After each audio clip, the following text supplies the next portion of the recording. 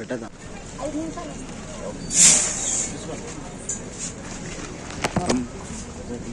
కొంచెం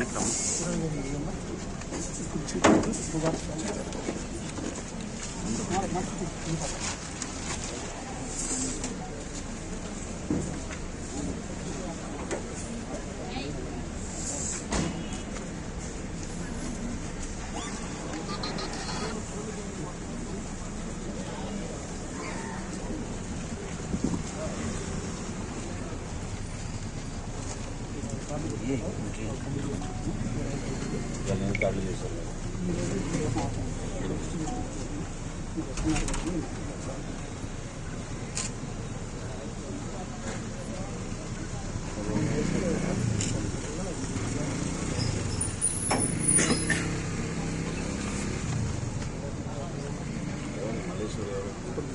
మల్లేశ్వరి రామ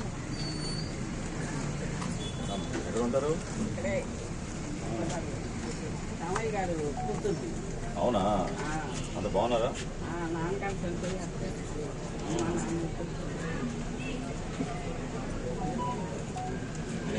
ఎప్పటి నుంచి మీరు ఈ వ్యాన్ లో తీసుకుంటారు? అంతకుముందు ఎప్పుడు అమ్మాయి వాళ్ళు వాళ్ళు తీసుకుంటారు. అమ్మ పార్టీకి అమ్మ నేను ఇద్దరు ఉన్నామన్నమాట. స్ప్లిట్ కాలేదు మీ కార్డు?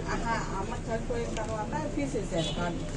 అమ్మ ఫ్రెండ్స్ ఉండదు ఇక్కడ ఫ్రెండ్స్ ఉంది కదా, తీసేసారు. తీసేసిన ఈ మధ్య వచ్చింది.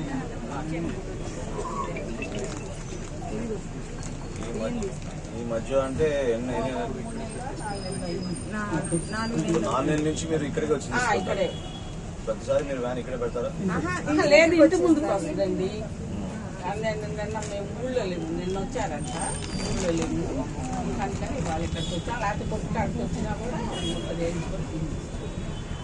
కొట్టు దగ్గర కూడా ఉంటుందా స్టాక్? బండి ఉంటుంది కదా, ఇక్కడ పొద్దున్నే 7:00కల్లా బయలుదేరిపోయి ముందు 7:00కి ఉంటుంది బండి. అప్పుడు వచ్చి ఇక్కడ ముద్దరేసి నీరు తీసుకొని వెళ్తాను అన్నమాట.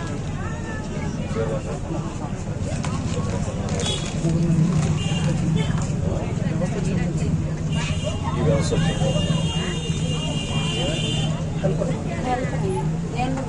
ఏమవుతారు? ఇంటి ఫ్యామిలీ మెంబరా లేకపోతే? లేదండి, వ్యాన్లో పనిచేస్తానండి. ప్రతి నెల పనిచేస్తారా? పనిచేస్తాడు మీకు 5,000 అండి. 17 రోజులు పనిచేస్తారా, నెల రోజులు పనిచేస్తారా? 13 రోజులు ఉంటుందండి. నా లాస్ట్ రోజు 14వ తారీఖు దాకా కూర్చుంటాము. ఎక్కడైనా మర్చిపోయినదని మళ్ళీ 14వ తారీఖు దాకా వెళ్తాం. పౌర సరఫరాల శాఖ కేటాయించిన తర్వాత వాస్తవాలు తెలుసుకోవడానికి ఒక ప్రయత్నం ఖచ్చితంగా ఒక మంత్రిగా నా బాధ్యతగా నేను ప్రారంభించాను.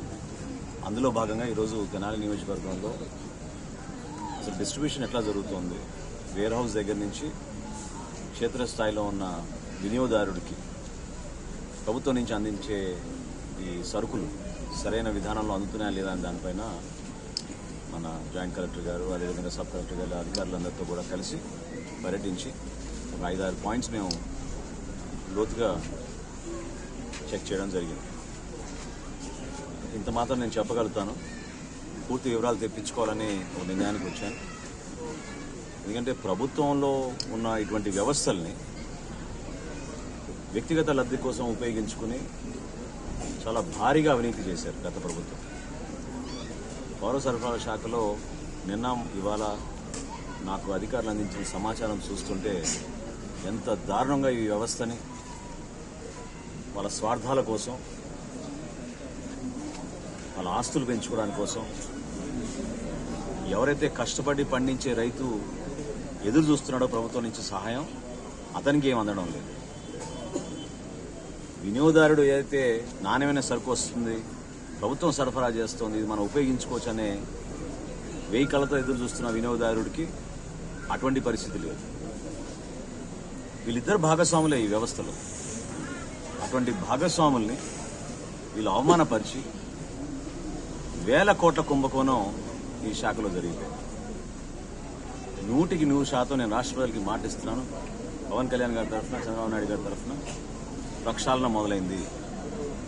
వీళ్ళందరినీ ఖచ్చితంగా వీళ్ళు చేసిన అవకతవకలు, ఈ భారీ అవినీతి అతి త్వరలోనే క్షేత్రస్థాయిలో ఇదే విధంగా పర్యటించి బయటికి తీసుకొస్తాం. ఇంకా మీరు చూశారు, కొలతలు మనం చేసినప్పుడు ఏ విధంగా నమ్మకంతో పెట్టిలో ఉన్న సరుకును తీసుకొచ్చి ఫేర్ ప్రైస్ షాపుల ద్వారా, మొబైల్ డిస్పెన్సరీ యూనిట్ల ద్వారా వాళ్ళు అందించినప్పుడు ఒక సామాన్య కుటుంబం నుంచి ఒక మహిళ ఆమె అడగలేదు ఈ ప్రశ్నలు. 500 గ్రాముల బదులు 450 గ్రాములు ఎందుకు ఉంది? ఎందుకు ఈ విధంగా మోసం చేస్తున్నారు? అది ఎలా జరిగింది? దీన్ని సరఫరా చేసిన వ్యవస్థ, కంపెనీ ఎవరు? ఆ ఉదాహరణ చూసిన తర్వాత పై అధికారులతో మాట్లాడాను. రాష్ట్ర వ్యాప్తంగా సరుకులన్నీ కూడా పంపిణీ ఆపేసి ఇమ్మీడియట్గా ఒక ఆడిట్ చేసి రెవెన్యూ వ్యవస్థలో ఉన్న తహసీల్దారులు, జాయింట్ కలెక్టర్లు అందరూ కూడా అప్రమత్తమై వారం రోజుల్లోపు ఒక సమగ్రంగా దాని గురించి ఒక రిపోర్ట్ తయారు చేసి అందించమని నేను కోరడం జరిగింది. మరొకసారి నేను కోరేది ఏంటంటే ఈ వ్యవస్థని ఖచ్చితంగా మరింత మెరుగైన సేవలు అందించే విధంగా, కష్టపడే రైతుకి అండగా ఉంటామని, అదేవిధంగా క్షేత్రస్థాయిలో తెల్ల రేషన్ కార్డులు వినియోగించుకోవాలని ఎదురు చూస్తున్న వినియోగదారులకి రాబోయే రోజుల్లో ఆ సరుకు పంపిణీ విషయంలో కానివ్వండి, నాణ్యత విషయంలో కానివ్వండి, ఎక్కడ కూడా రాజీ లేకుండా మా ప్రభుత్వం 100% మీకు ఆ భరోసా ఇస్తాం. ఇప్పుడు ఉన్న స్టాక్ ఆపేస్తారా సార్? ఆపేసామండి, ఇన్స్ట్రక్షన్స్ ఇచ్చేసాం. సో అది కంప్లీట్ ఆడిట్ అయ్యే వరకు ఒకసారి ఆపమని రిక్వెస్ట్ చేశాను. ఏమేమవుతుంది? ప్రతిరోజు రాత్రి 10 గంటలకు వచ్చే మా వార్తా విశేషాలను వీక్షించండి, లైక్ చేయండి, సబ్స్క్రైబ్ చేయండి, షేర్ చేయండి. మా ఛానల్ ట్రెండ్ ఫాలో అవ్వదు, ట్రెండ్ సెట్ చేస్తుంది.